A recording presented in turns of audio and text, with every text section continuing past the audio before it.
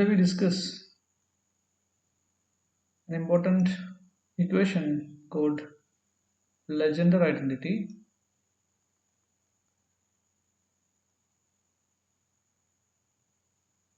Legendre's identity. So this is the consequence of the weighted sum that we have proved in the last class. So the statement is this is our theorem 3.14. For every x greater than or equal to 1, we have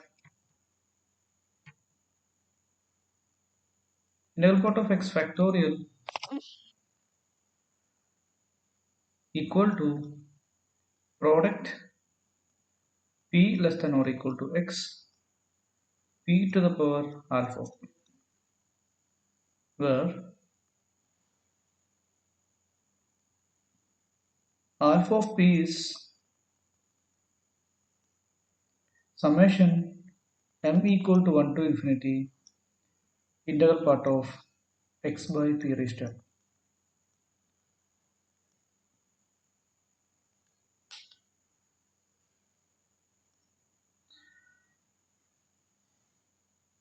Even though this summation is from m to m equal to 1 to infinity, the number of terms in this sum is always finite, because after a stage when p raised to m greater than x, this integral part of x by p raised to m will be 0. So all the terms but finitely many of the sum is 0. Now we will prove this theorem or identity using the weighted sum we have discussed last class.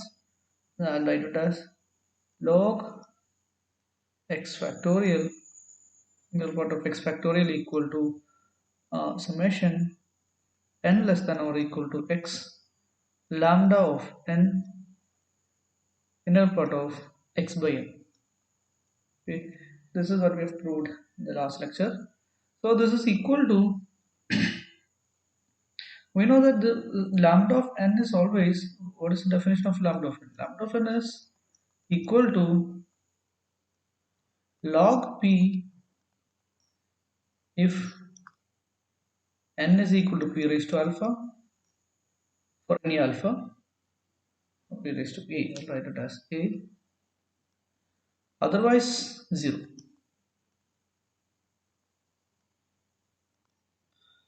So when you expand this summation, you can get lambda of n is non-zero only if n takes the form p raised to a.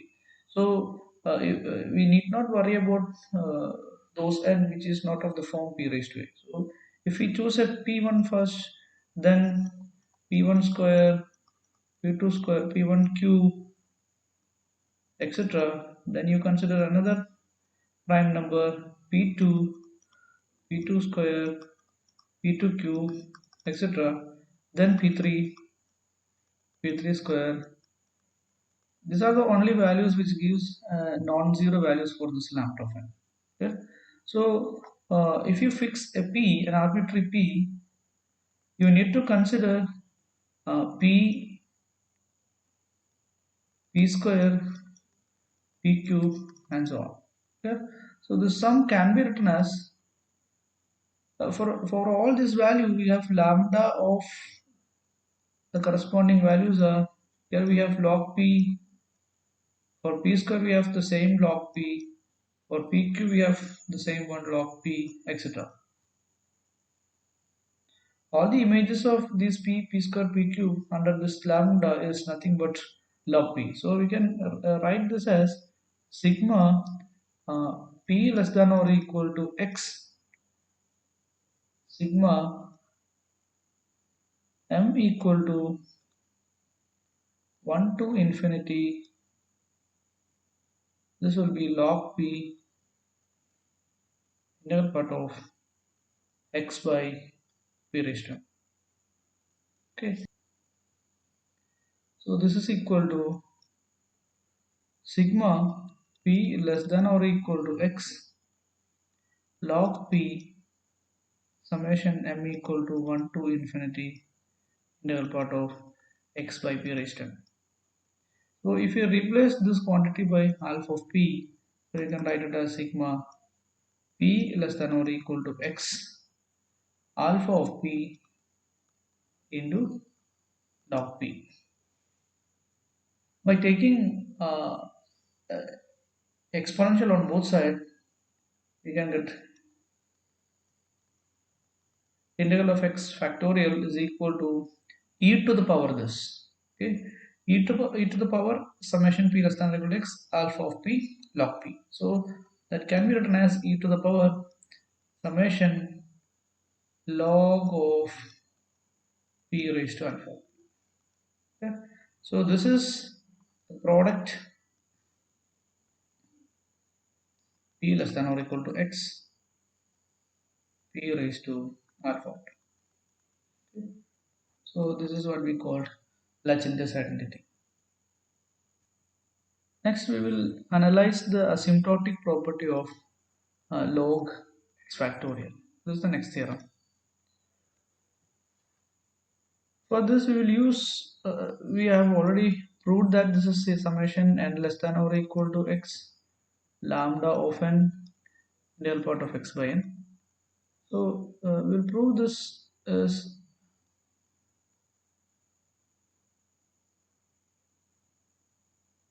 now we will analyze the asymptotic property of this function.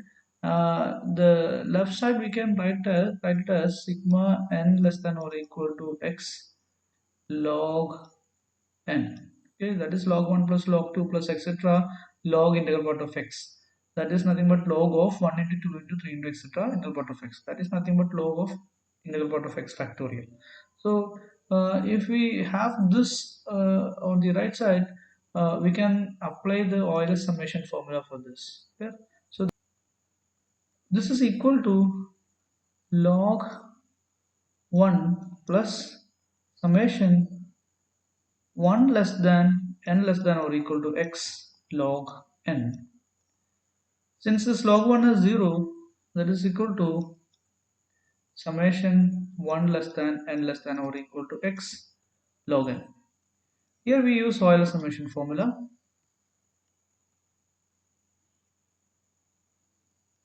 This is equal to integral 1 to x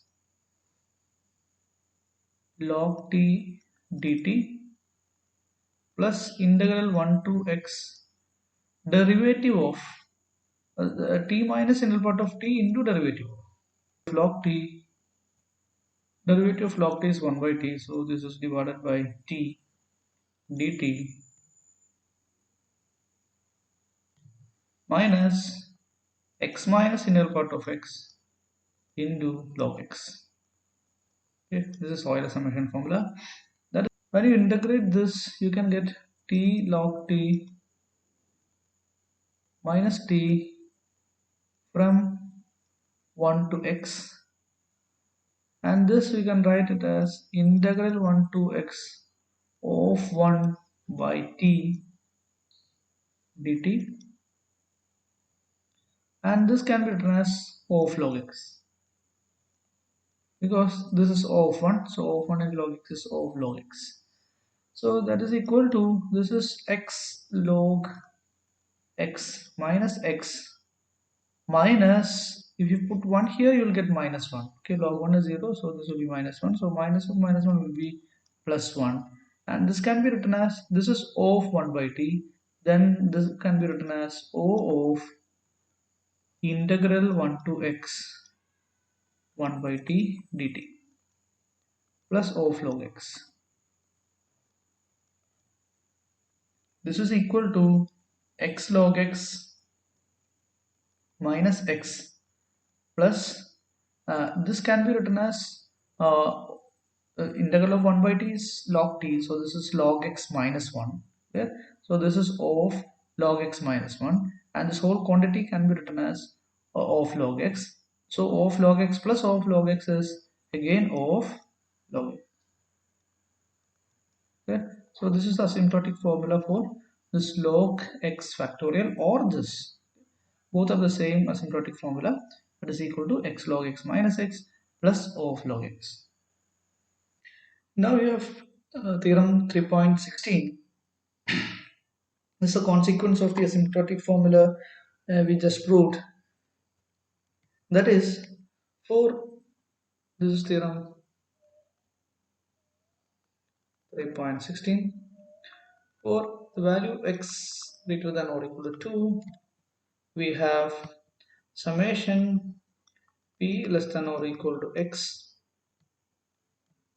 integral part of x by p log p equal to x log x plus O of x, where the sum is extended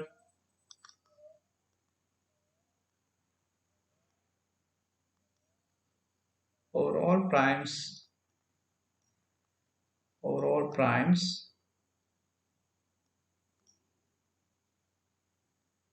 p less than or equal to x. For the proof, we use the asymptotic formula we just proved, that is x log x minus x plus O of log x. This is the asymptotic formula for summation n less than or equal to x lambda of n integral part of x by n. But we know that lambda of n is 0 unless this n is p raised to alpha. So we need to consider only primes or prime powers. So that is p less than or equal to x summation m equal to 1 to infinity lambda of p raised to m integral part of x by p raised to m.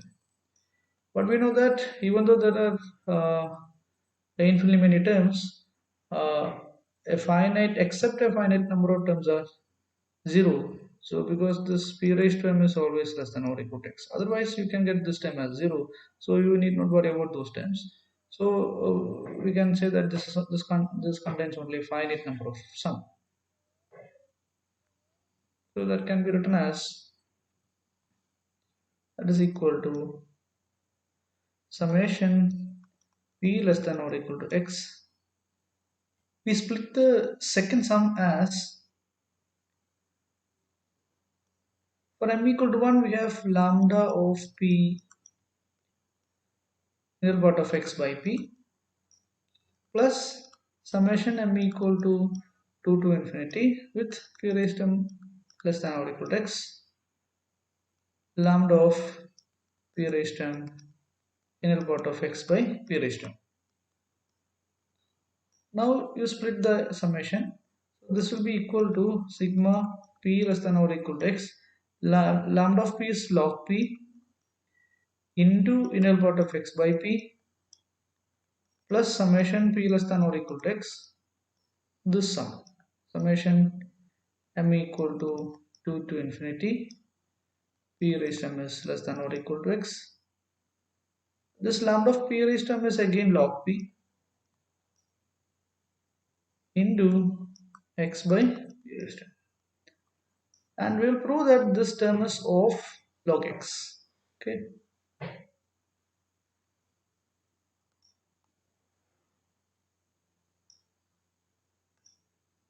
Now consider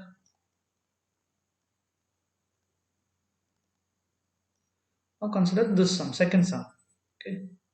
So that will be equal to summation p less than or equal to x summation m equal to 2 to infinity with p raised to m less than or equal to x log p integral part of x by p raised to m. So when we take the modulus of this, these are all positive terms, so you need not worry about the absolute value of this. So this is same as its absolute value, and this is less than or equal to p less than or equal to x summation m equal to 2 to infinity p raised to m less than or equal to x, and this will be log p into x by p raised to m. Okay, now you can take this x out, so that will be equal to x times summation p less than or equal to x We can take log p from the inner sum out, summation m equal to 2 to infinity. Here we have p raised to m less than or equal to x. We have taken this log p and x out from the inner sum, so the remaining will be 1 by p raised to m, that is 1 by p whole raised to m. So now this is a gp, that is 1 by p square plus 1 by p cube plus etc. With so even though there are infinitely many times, you can write this as less than or equal to x, summation p less than or equal to x log p. This will be first term is 1 by p square a by 1 minus r, and the denominator we have 1 minus r, 1 minus 1 by p. Okay. So this is equal to x times summation p less than or equal to x. When you simplify this, you can get log p divided by p into p minus 1. That is less than or equal to x into summation n equal to 2 to infinity log n divided by n into minus 1. I replace this sum by this sum. So this contains only it contains the sum corresponding to all primes. So I extended that sum to infinitely many times. So the sum is greater than or equal to this one. So we can get this. But this sum is always a convergent series. Yeah, it's a convergent series. So you can write it as some capital M times x. Now we have the modulus of LHS can be written as less than or equal to m times x. Okay, so this quantity can be written as this is equal to O of x. So you can replace this quantity as O of x. Okay, now we have from the left we have x log x minus x plus O of log x, that is equal to this quantity plus O of x. So we have now we have x log x minus x plus of log x equal to summation p less than or equal to x log p middle part of x by p plus of x. Okay, so we have sigma p less than or equal to x log p integral part of x by p equal to x log x minus x plus of log x plus of x. But we know that for large values of x, log x is always less than or equal to x. Okay? So these three quantities can be replaced by of x. So this is equal to x log x plus O of x. This is what we have to prove. So this is up to the module 1. The next lecture we can see, or we can start chapter 4.